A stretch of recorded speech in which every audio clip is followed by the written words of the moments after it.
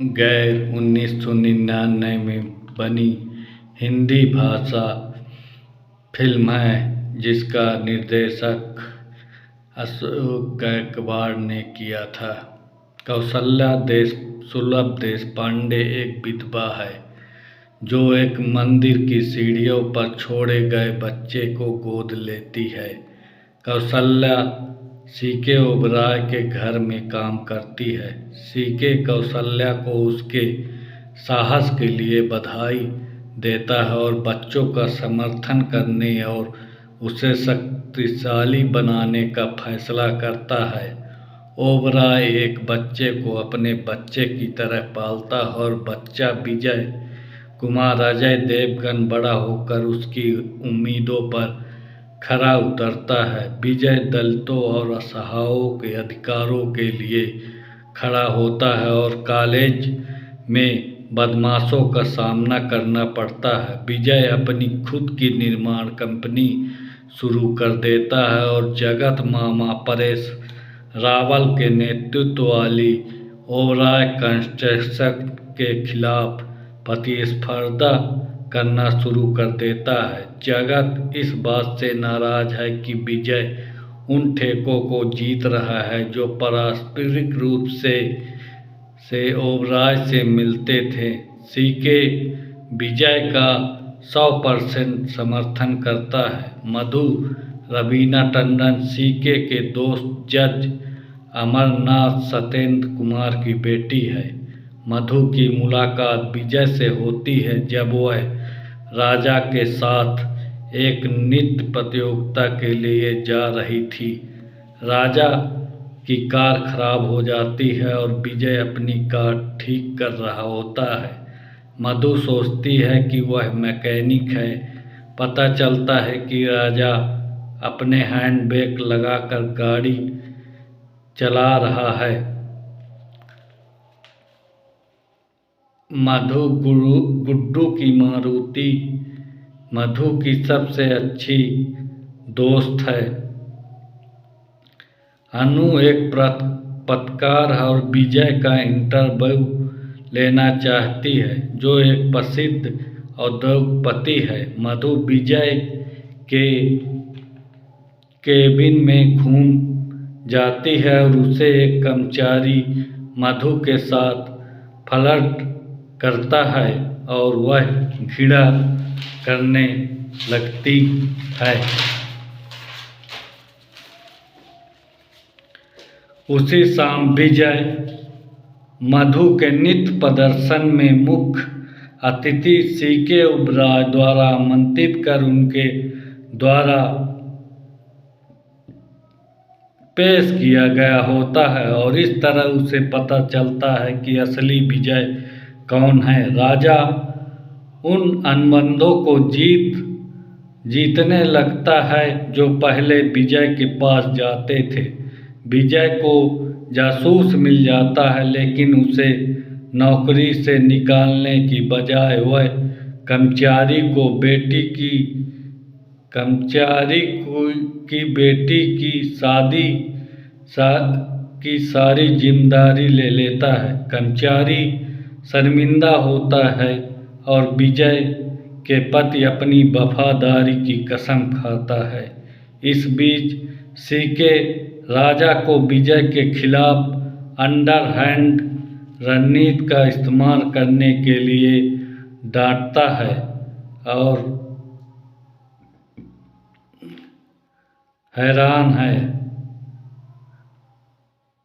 राजा हैरान है और विजय के साथ अपने रिश्ते पर सवाल उठाता है जिस पर शारदा आपत्ति जताती है। राजा और जगत मिल यूनियन के नेता संपत किरण कुमार को विजय की मिल में हड़ताल करवाने के लिए पैसा देते हैं लेकिन विजय मजदूरों का दोस्त है और हड़ताल विफल हो जाती है। अपमानित होकर संपत विजय पर उसके कारखाने के अंदर भारी मशीन गिराकर उसे मारने की कोशिश करता है लेकिन विजय भाग जाता है और संपत और उसके गुंडे उन पर ठिकाने पर हमला करते हैं और संपत की संपत्ति को पुलिस गिरफ्तार कर लेती है। विजय मिल मालिक संपत्ति के अध्यक्ष पद के लिए चुनाव लड़ता है। मालिक संघ के अध्यक्ष पद के लिए चुनाव लड़ता है, लेकिन जब उसे पता चलता है कि सीके इस पद के लिए खड़ा है तो वह सार्वजनिक रूप से अपना नामांकन वापस ले लेता है। पार्टी में राजा विजय को उसके अज्ञात मूल और भिखारी जैसी परवरिश के लिए अपमानित करने की कोशिश करता है, लेकिन विजय यह कहकर बात पलट देता है कि वह हार के लिए पार्टी का खर्चा उठा रहा है और राजा और जगत उसका खाना खा रहे हैं। राजा अपमानित होता है। राजा शारदा को आरोप लगाता है कि विजय सीके का अवैध बेटा है और वह उसे जोरदार थप्पड़ मारती है। जगत शारदा से कहता है कि वह राजा की शादी मधु से करवा दे, लेकिन कौशल्या पहले ही वहां पहुंच जाती है और विजय के लिए मधु को सुरक्षित कर लेती है। जब सीके और शारदा वहां पहुंचते हैं तो सीके मधु की शादी विजय से करवाने के फैसले का समर्थन करती है। शारदा इस फैसले से नाराज हो जाती है। जगत जब अमरनाथ को भड़काता है कि विजय भगवान जाने किसका अवैध बेटा है और इसलिए सामाजिक रूप से स्वीकार नहीं किया जा सकता, अमरनाथ विजय के साथ शादी रद्द कर देता है और अमरनाथ शारदा से मधु को राजा की दुल्हन के रूप में स्वीकार करने की विनती करता है। कौशल्या को दिल का दौरा पड़ता है और सदमे से उसकी मृत्यु हो जाती है। मधु विजय के पास पहुंचती है और उसके साथ रहने की कसम खाती है। राजा विजय पर हमला करता है और इस बार उसे पीटता है। राजा खून से लथपथ हो जाता है और विजय उसके घर वापस छोड़ देता है। शारदा विजय से मिलने जाती है और यह पहली बार है जब वास्तव में उसे देखती है। विजय बिल्कुल देव नाम के लड़के जैसे दिखता है जिसे वह सीके शादी से पहले डेट करती थी। शादी को पता चलता है कि विजय उसका देव का बेटा है, ना कि सीके। शारदा जगत से मिलने के लिए घर भागती है और कहती है कि उसे इतने सालों पहले यह बताकर गलत किया था कि उसका बच्चा मरा हुआ पैदा हुआ था।